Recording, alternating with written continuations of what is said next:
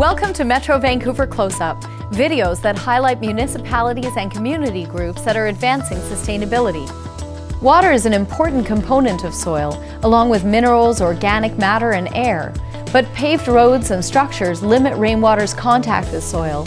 In Delta, community members and municipal staff are working together to redirect the rain.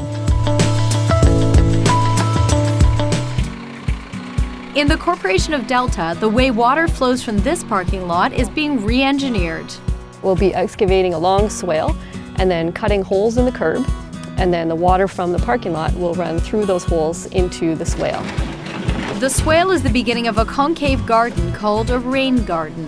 The idea is that a rain garden captures water from impervious areas like parking lots and streets. It does many things to clean the water, to cool the water, and it all goes to the place where we want it to go, and that's to help out the habitat.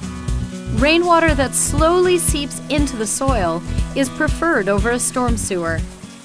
In nature, the water would simply fall on the ground, soak down in. Anything not used by plants and animals would trickle slowly to the creek, whereas in our piped systems, the drains take that water, pipe it underground, and deliver it directly into the creek. So it's dirtier, there's more of it arriving all at once. Rain and rain gardens are ecosystem services that enhance quality of life in the region. Water falls for free from the sky. It's a very important resource, and we waste it straight down a drain and out to streams and then ultimately the ocean. So much better to get that water into the ground. Education is a key part of the Rain Gardens initiative. Delta has installed 10 rain gardens at elementary schools. We just finished the 10th one, and the Streamkeepers have actually installed another 7 rain gardens with high school students in North Delta. It's just a win-win all the way around, and it really leads into the future where urban areas can still be good places of habitat for fish and birds and bees and all those creatures that we seem to miss in a lot of urban areas. Welcome back to Metro Vancouver Close-Up, the showcase for municipalities taking the lead in sustainability. A car share company's recent expansion in Richmond reflects a growing interest in this concept, where users gain the mobility of a vehicle without the costs of ownership. Behind the scenes, 2 documents have proved influential. Little cars like these may now be spotted more often in Richmond, thanks to a car sharing company's recent expansion there. It's a direct result of the city's strategies to reduce greenhouse gases.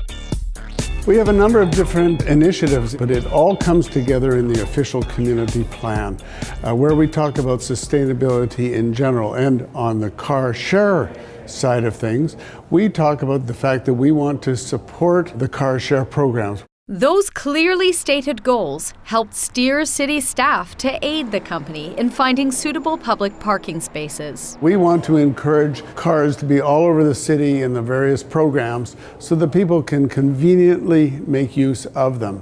Metro Vancouver has published a car share study which outlines local car share trends and statistics. Car share has been growing in leaps and bounds over the past 10 years in the region. There are 3 car share companies operating today with well over 60,000 members and about 1,000 vehicles. The Metro Vancouver Car Share Study provides timely and up-to-date information to these municipalities and other communities that are anticipating car share coming into their communities. Car sharing reflects transportation goals that all Metro Vancouver cities have agreed to. As the region moves forward with accommodating an additional 1 million people in the region in urban centers, the building blocks of mobility will comprise transit, carpooling, walking, cycling, and potentially car share, as demonstrated by our study. It certainly is part of a regional plan where we have specific sustainability goals as a region, and it all feeds into that, and it's all for the good. With Richmond's 50 new car share parking spaces and information now at hand for other municipalities, car sharing is picking up speed. The website of the District of North Vancouver features maps with a range of environmental and historical information. It's one way that city staff and citizens can connect with their environment, and a valuable step towards sustainability. Have you ever wondered if solar power could help reduce your electric bill? Or wish to know more about the history of a property before you put in an offer?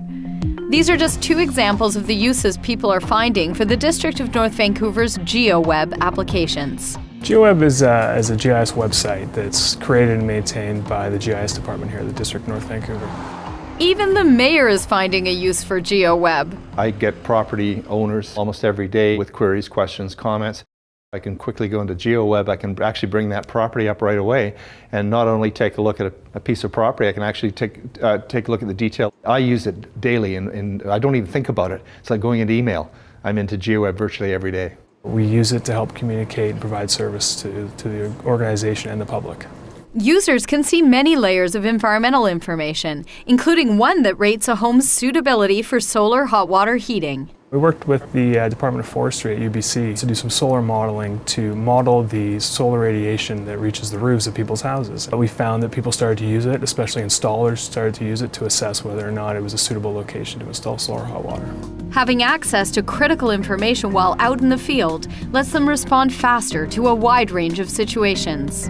District staff now in environmental protection are using the mobile phone GeoWeb app to help us with things like pollution spill response. Having the GeoWeb tool available on our smartphone now allows us to access the entire district storm sewer network to help us track the source of different kinds of pollution.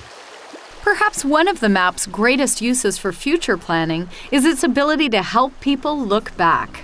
The GeoWeb Air Photo tool allows people to look at the land from an overview and help discuss and talk about the changes that come about as a result of urbanization and the changing that we're making to the landscape as we develop our region. Go to metrovancouvervideos.org to get more stories.